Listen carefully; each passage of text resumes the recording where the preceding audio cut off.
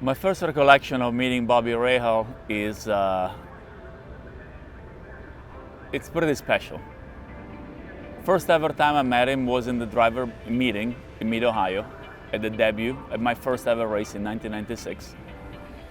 And I remember him taking me on the side when I drove for Toyota and said, "Hey son, I think you're gonna be around this place for a while. So let me tell you a little bit how it works." So he guided me through, things like what to do in a contract, what not to do. Like, he really guided me. I was very surprised coming from a world of Formula One where people basically don't even care about you.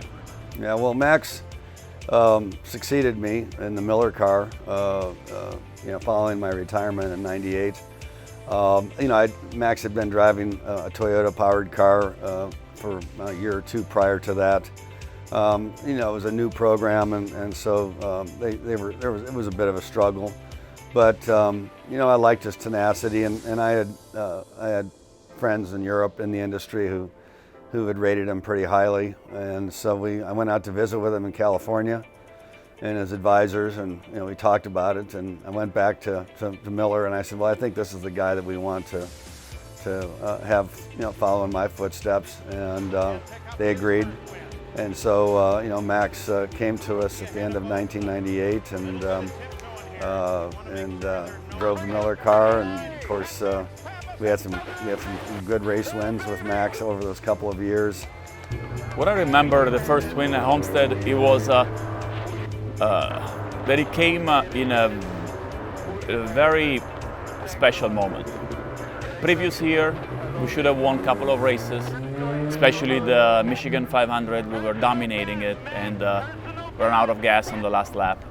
That was actually the last corner. That was something that it was hard to take. End of '99, Greg Moore passed. Homestead, race one, the track that Greg Moore dominated. And Kenny Brack is on board, super fast oval driver, extra motivation for me, very fast in practice, and race was coming our way. And I remember the drive that I had inside, and I remember the voice of Bobby. "Max, 5 to go. New leader, 8 baby, take it home."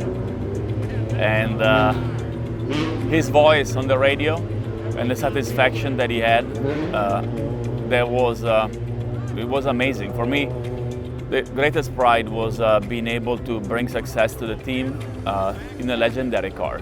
Car number 7, Miller Lite. It was definitely a dream coming through for myself, and it came at a moment where it was first race after Greg was gone in his own track, and I guess a bit of an inspiration came from him as well.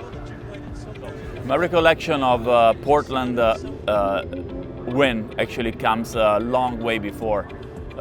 Bobby was a Jaguar running the place, and I remember visiting him at Monaco and presenting him with this leather bag, green, exactly like Jaguar. I got it in Italy right before going and visit him, and I told him that me personally, I was really missing him.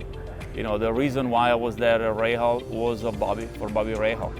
I was missing his advice. I was missing his persona, and we showed up. It was a difficult moment. We showed up at Portland, practice one. I think if we were not last, we were pretty close to last. We were very uncompetitive, and I remember my engineer, John Dick, I believe, say, "Max, 3 turn of front wing. Second practice, we go from last, middle of the grid. Put 3 more turn of front wing, middle of the grid to P10. 3 more turn of front wing." That was insane. New tire, P2. 2 more turn, new tire, P1. Go out in qualifying in the second group, put the car on pole in the dry. Show up in the morning on Sunday, all different game plan. It's pouring down. Pouring down. I don't remember how many starts and restarts, how many restarts we did, but there were a lot of opportunity to make mistakes. Portland was, I think, his best race that he ever drove.